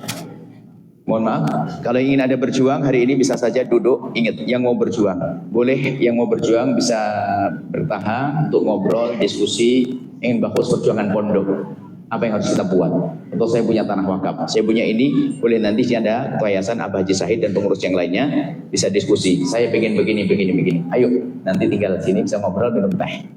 Buat saya, iya aja, nahan, mau minum teh dengan hati. Insyaallah, Bismillah. Ini saja, mohon doa selalu. Bismillahirrahmanirrahim. Alhamdulillah. Allahumma sholli ala habibina sayyidina Muhammad wa ala sayyidina Muhammad. Allahumma ya Allah ya Rahmanir Rahim. Pandang kami dengan kasih sayang dan cinta darimu. Berikan kepada kami segala kebaikan di dunia dan di akhirat. Ya Allah, ampuni orang tua kami dan guru-guru kami. Berikan kasih sayangmu kepada mereka ya Allah. Ya Allah, jaga lisan kami. Ya Allah, jauhkan kami dari berdusta yang menjadi sebab kami rendah dan kami hina di dunia dan di akhirat ya Allah. Dan kami mohon ya Allah, kumpulkan kami dengan orang-orang yang tulus ya Allah. Jauhkan kami dari pendusta-pendusta. Dan kami mohon ya Allah, jaga kami ya Allah. Ampuni kami, tutup segala kekurangan kami ya Allah. Tutup aib kami dari mata mereka ya Allah. Kami mohon ya Allah, ampuni dosa kami ya Allah. Jangan sampai ada di antara mereka mengetahui dosa-dosa kami. Tutup dari mata mereka. Dan tutup aib mereka dari mata kami ya Allah. Sungguh kami tidak ingin melihat mereka ya Allah, kemaksiatan mereka. Kami mohon ya Allah, dan ampuni kami dan ampuni mereka semua. Jauhkan kami dari benci, dengki, dendam ya Allah. Maka kami mohon jika ada orang berbuat salah kepada kami, menyakiti kami, zalim pada kami, aniaya kepada kami, memfitnah kami, menggunjing kami mohon ya Allah, ampuni mereka, jangan hukum mereka, karena mereka umat kekasihmu Nabi Muhammad. Kami tidak ingin mendendam kepada siapapun dari umat kekasihmu Nabi Muhammad ya Allah. Dan kami mohon ya Allah, jauhkan kami dari sebab kehinaan ya Allah. Jauhkan kami dari menceritakan aib kami dan kekurangan kami. Jauhkan kami melakukan kehinaan. Jauhkan kami dari meninggalkan solat. Jika ada di antara kami ada yang pernah meninggalkan solat, ampuni dan jadikan ahli solat. Jauhkan kami dari minuman keras. Jauhkan kami dari judi. Jauhkan kami dari sebab kehinaan. Jauhkan kami dari zina yang busuk, hina dan kau hinakan itu ya Allah. Jauhkan dari zina dan mukaddimah zina. Maka kami mohon ya Allah, jika ada di antara kami ada hamba-Mu yang pernah terpeleset dalam hina dan busuknya zina, kami mohon ya Allah, berikan kesadaran ya Allah, bencikan kepada zina, tutup aibnya di dunia sehingga di dunia tidak terhinakan, dan tutup aibnya di akhirat sehingga tidak kau hukum lagi di akhirat ya Allah. Ampuni dia ya Allah, bencikan kepada zina dan buka pintu halal untuknya. Dan kami mohon jauhkan kami dari menggunjing berzina ya Allah. Jauhkan kami dari menggunjing berzina. Dan kami mohon jauhkan kami dari bicarakan kesirikan orang lain. Dan kami mohon yang sempit rezeki lapangkan dengan rezeki yang halal penuh berkah. Yang sakit sembuhkan. Yang punya hutang mudahkan kami dalam bayar hutang kami. Dan kami mohon jadikan kami hamba yang saling mencintai karenamu ya Allah. Jauhkan kami ya Allah saling mencintai karenamu ya Allah. Dan kami mohon ya Allah, anak-anak kami jaga mereka semua ya Allah. Ya Allah, anak-anak kami ya Allah, kami mohon ya Allah, Allah, seperti Engkau pertemukan kami saat ini, pertemukan kami kelak di surga bersama kekasihmu Nabi Muhammad yang belum menikah dan punya hajat untuk menikah. Jaga kehormatan kemuliaan mereka, mudahkan mereka untuk mendapatkan orang-orang mulia yang Kau muliakan, menjadi sebab mereka mulia di dunia dan di akhirat. Dan kami mohon panjangkan umur kami dalam ketaatan serta sehat walafiat. Dan kami mohon berikan segala kebaikan kepada semua yang telah berjuang bersama kami. Kebaikan untuk diri mereka sendiri, ya Allah, mereka telah berjuang di tempat mulia. Berikan kebaikan untuk diri mereka sendiri, keluarga dan anak-anak mereka semua. Jaga ya Allah berkat perjuangan mereka itu ya Allah. Dan kami mohon berikan kepada kami semua husnul khotimah, dan iman. Dan kami mohon ya Allah, jadikan ucapan kami di akhir hayat kami, saat ucap nyawa kami ingin saat itu ya Allah, ketika kami mampu mengucapkan kalimat agung dan mulia, la ilaha illallah sayyidina Muhammad Rasulullah, la ilaha illallah sayyidina Muhammad Rasulullah, la ilaha illallah sayyidina Muhammad Rasulullah sallallahu alaihi wasallam.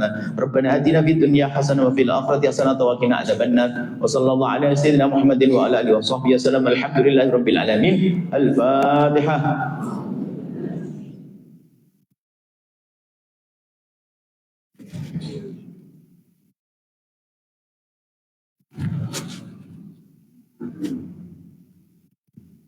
Terima kasih, mohon maaf dan minta selalu wabillahi taufiq. Assalamualaikum warahmatullahi wabarakatuh.